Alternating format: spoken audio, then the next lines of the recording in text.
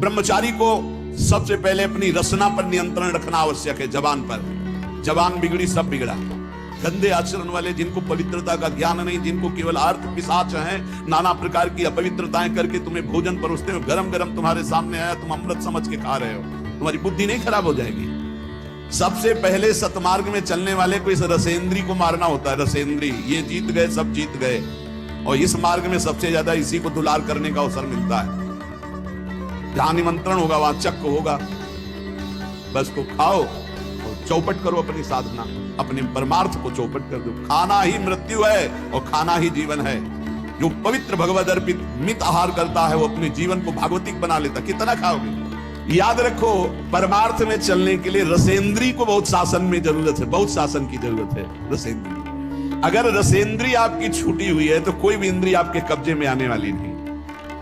भोजन किया जाता है जीवन रखने के लिए, प्राणों का पोषण। और आप ये समझो, जैसे आप 400 ग्राम अन्न पा लिए तो आपकी जीवनी शक्ति उसमें पचाने में कम लगेगी और आपके चिंतन में ज्यादा लगेगी। 800 ग्राम डाल लिया। एक दिन सुना था 24 घंटे में एक मानव शरीर को स्वस्थ रहने के लिए 400 ग्राम अन्न की जरूरत होती है, बस। इसके बाद तो ऊपर ओवरलोड करना है। इतनी हानि आप नहीं समझ पा रहे हो, रोगों का घर बढ़ा रहे हो। थोड़ा भोजन करो, सात्विक भोजन करो, और ऐसा भोजन करो जिसमें तेल आदि गरिष्ठ पदार्थ ज्यादा न हो, तो आपकी जीवनी शक्ति बढ़ेगी। आप उसी जीवनी शक्ति से भजन करेंगे। भजन में मन क्यों नहीं लगता? आप देखो, एक दिन खा के अच्छे, और एक दिन 2 रोटी खाओ केवल हमारे कहने के अनुसार, कि आपको लगे कि हाँ भूख लगी है, और छोड़ दो, फिर आप भजन में लगो। देखो कैसी वृत्ति जाएगी, सतोगुण।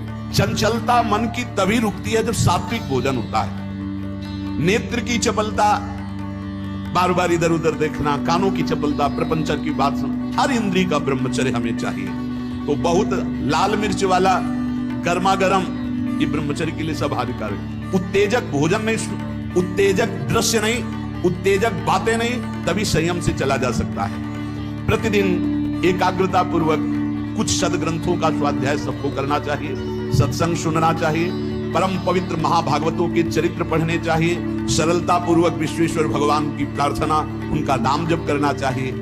केवल ऐसे संयम से चलने से सबकी उन्नति का भाव जागृत हो जाता है, निस्वार्थ भाव जागृत हो जाता है।